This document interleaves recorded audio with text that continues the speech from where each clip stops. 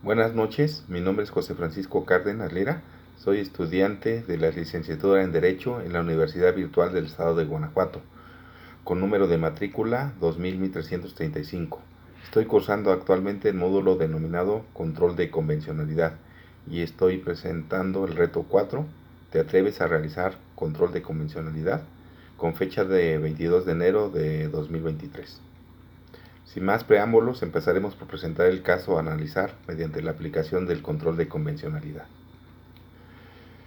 El 10 de junio de 1992 se registró el nacimiento de Rosaura Gómez López, quien hace 6 meses acudió ante el registro civil para solicitar la modificación de su acta de nacimiento, a fin de que ésta fuera de acorde con su identidad sexogenérica y se indicara que se trata de un hombre y que su nombre es Nicolás Gómez López. Como la autoridad del registro civil no respondió a su petición, Nicolás presentó un amparo indirecto contra la falta de respuesta. Dentro del juicio de amparo, el registro civil rindió su informe y respondió a la solicitud de Nicolás, indicando que de acuerdo a la legislación local vigente en la entidad federativa, la modificación del acta de nacimiento que solicitó Nicolás debía ser tramitada ante autoridad judicial. En efecto, el Código Familiar de la entidad federativa distingue dos tipos de procedimientos para rectificación de actas. Procedimiento judicial vía juicio especial oral para la adecuación o concordancia sexogenérica en acta de nacimiento y procedimiento administrativo ante el registro civil para el cambio de apellidos en casos de reconocimiento voluntario de un hijo. ¿Qué harías si fueras juez de distrito y estuvieras conociendo del amparo indirecto? A. Niegas el amparo, confirmando que el trámite debe realizarse por vía judicial. O B. Concedes el amparo y ordenas al registro civil dar trámite a la solicitud. En este caso, el juez debería de conceder el amparo y dar trámite a la solicitud, pues aunque existe un procedimiento jurisdiccional establecido en el Código Familiar de la entidad como vía para modificar las actas de nacimiento, no debería de materializarse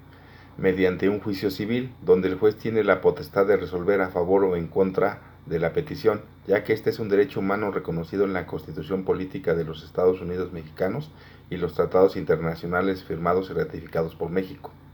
como así lo establece la tesis aislada con número de registro digital 2014-135, denominada Rectificación de acta de nacimiento, procede por cambio de sexo de una persona.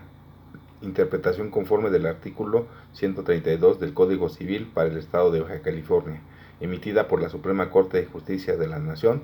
donde se determina lo siguiente. El precepto citado dispone que las actas del registro civil pueden rectificarse en relación con el nombre u otra circunstancia esencial o accidental, así como cuando pretende variarse en las actas de nacimiento la fecha o el nombre del registrado, para adecuarlo a la realidad social. Por tanto, de su interpretación conforme, en sentido amplio, se concluye que existe la posibilidad de variar no solo el nombre, sino también cualquier otra circunstancia esencial del acta del registro civil, como es el sexo de la persona, al tratarse de un dato o circunstancia esencial en el acta de nacimiento. Interpretación que es acorde con los derechos humanos reconocidos en la Constitución Política de los Estados Unidos Mexicanos y en los tratados internacionales de los que el Estado mexicano es parte, en virtud de que privilegia el libre desarrollo de la personalidad, el cual abarca el reconocimiento a los derechos a identidad personal, sexual y de género, ya que a partir de estos el individuo se proyecta frente a sí mismo y dentro de una sociedad. Como podemos apreciar, en este caso se presume la violación de los derechos a la igualdad y no discriminación, pues se debe privilegiar el libre desarrollo de la personalidad, en la cual están implícitos la identidad personal, sexual y de género. En este sentido se pronunció al respecto el ministro de la Suprema Corte de Justicia de la Nación, Sergio Valls Hernández, al presentar su proyecto de resolución del amparo directo civil 6/2008. Indicó que el principio de igualdad es uno de los valores superiores del orden jurídico que debe de servir de base para la producción normativa y su posterior interpretación y aplicación, señalando que lo que persigue este principio es evitar que existan normas que, llamadas a proyectarse sobre situaciones de igualdad de hecho, produzcan, como efecto de su aplicación, la ruptura de esa igualdad al generar un trato discriminatorio entre situaciones análogas o bien propician efectos semejantes sobre personas que se encuentran en situaciones dispares, lo que se traduce en desigualdad jurídica. Posteriormente se hizo notar que diversos instrumentos internacionales suscritos por el Estado mexicano, como la Declaración Universal de los Derechos Humanos, la Convención Americana sobre Derechos Humanos, Pacto de San José de Costa Rica, el Pacto Internacional de Derechos Civiles y Políticos y el Pacto Internacional de Derechos Económicos, Sociales y Culturales, reconocen, entre otros derechos, que toda persona humana tiene derecho a la libertad, a la igualdad, a la no discriminación por razón de sexo, al reconocimiento de su personalidad jurídica y que nadie podrá ser objeto de injerencias arbitrarias en su vida privada, al tener el derecho a la protección de la ley contra tales injerencias o ataques. Retomando lo dicho por el ministro Valls Hernández y aplicando el control de convencionalidad, la Declaración Universal de Derechos Humanos en sus artículos 6 y 7, la Convención Americana sobre Derechos Humanos en los artículos 1, 3 y 24 y el Pacto Internacional de Derechos Civiles y Políticos, artículos 16 y 26, instrumentos internacionales de los cuales México es parte,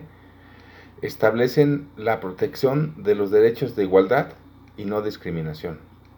Ante lo antes expuesto, es eminente que los procedimientos contenidos en el Código Familiar vigente de la entidad federativa en cuestión es inconvencional y el Estado, a través de su poder legislativo, tendrá que armonizar dicha norma de acuerdo con los instrumentos internacionales en comento. Conclusión.